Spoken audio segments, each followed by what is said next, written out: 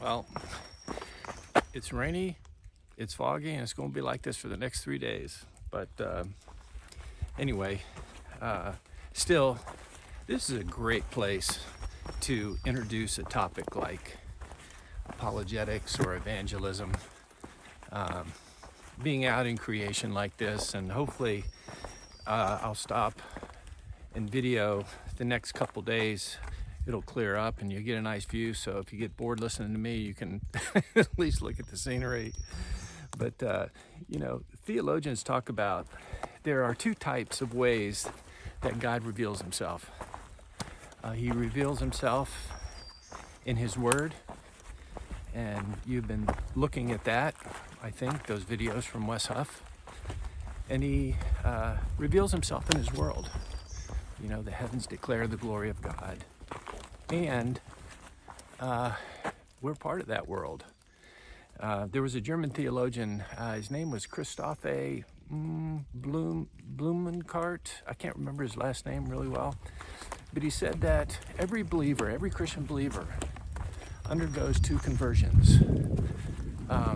One is from the world into Christ.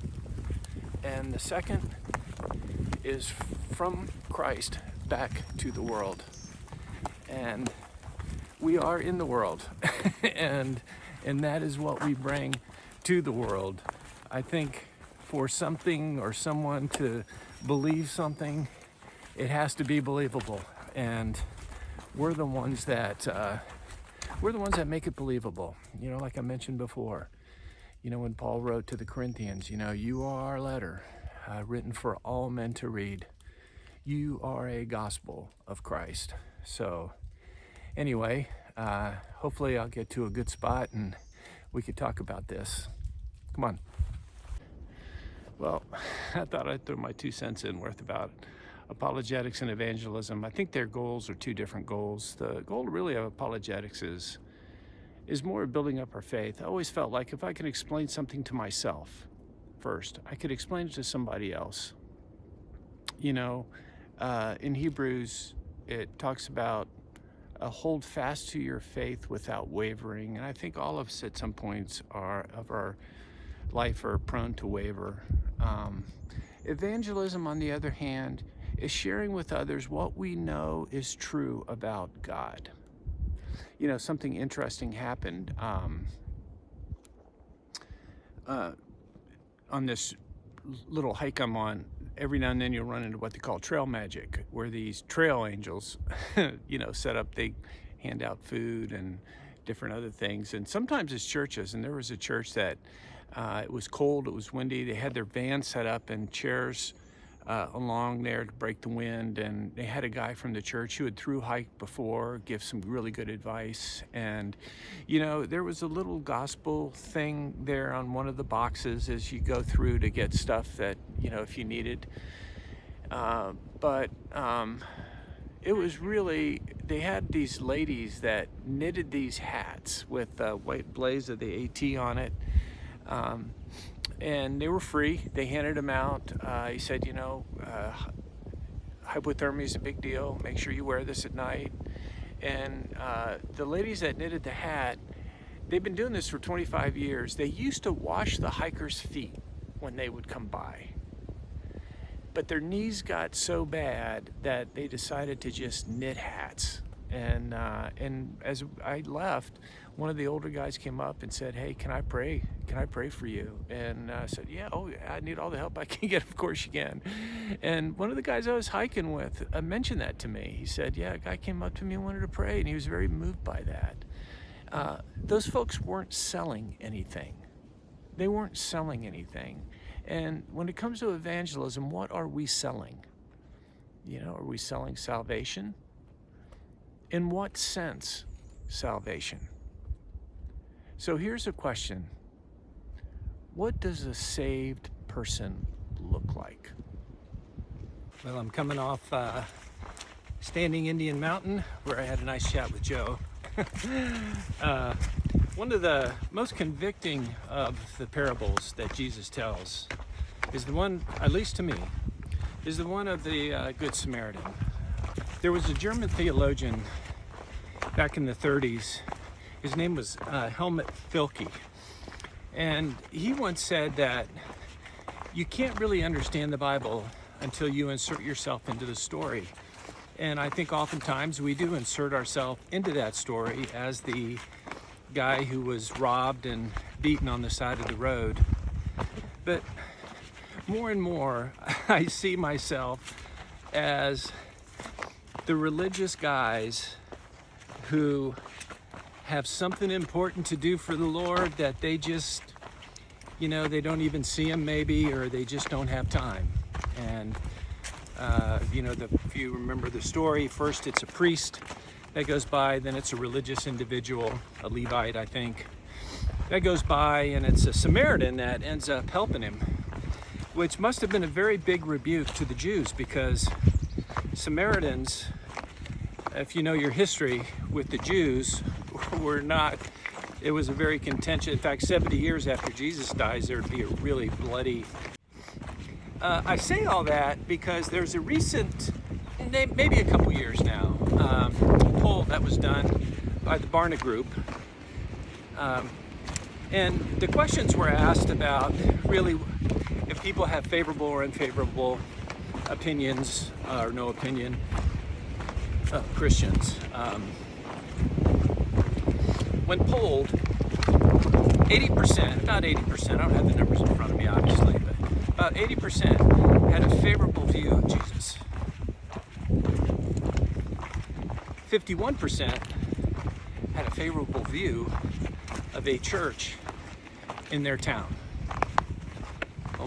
About half. I think 48%, 47%, if I recall, had a favorable view of Christians. A Christian, somebody who identified as a Christian.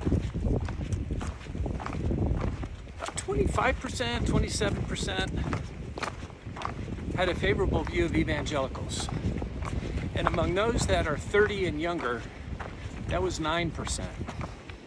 When asked what words describe evangelical, the three top words were judgmental, hypocritical, and political. What have we not done right that we need to get right? We who are followers of Jesus, who are called to imitate Jesus.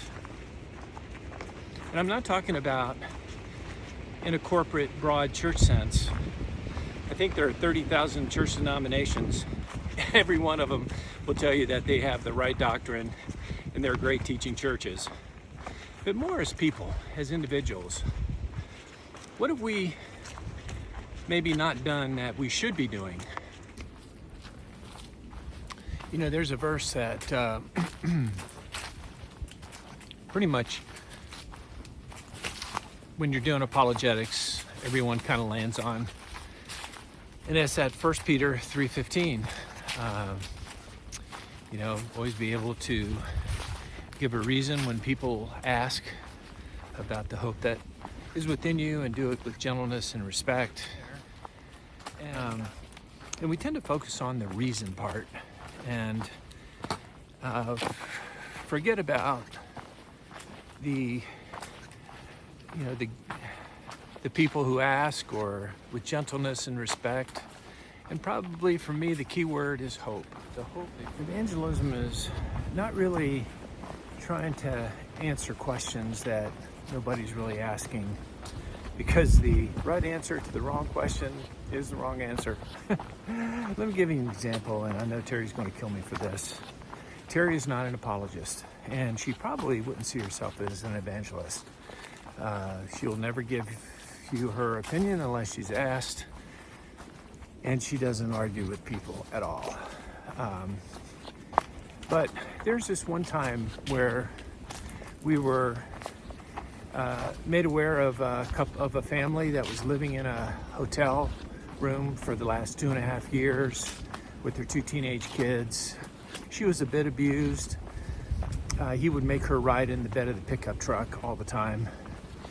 I can't tell you how many times Terry had been in the ER, the hospital with her. And Terry does not look at people as ministry. this woman became her friend, and there were many Mother's Days where Terry would be sitting in the afternoon in the hospital with her, or pick her up and take her because her husband wouldn't. And there came a time when they were in the hospital when she was asked the question,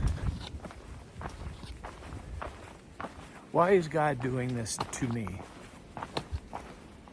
I don't know how you'd answer that. But that is the question that enabled Terry to give her a reason for hope. And in fact, she would be baptized later, and now she's with the Lord. Everybody's different. Everybody communicates differently.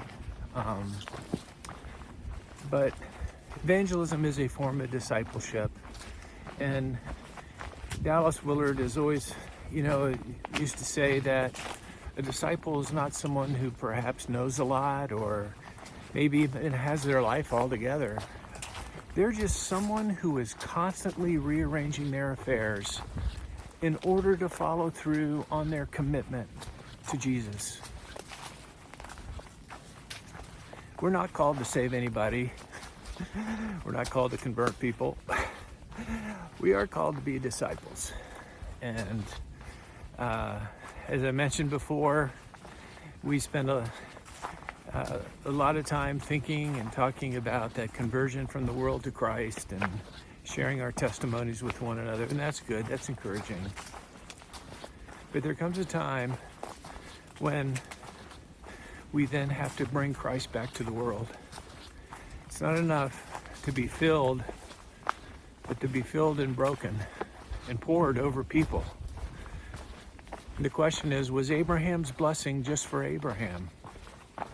Did that just belong to him?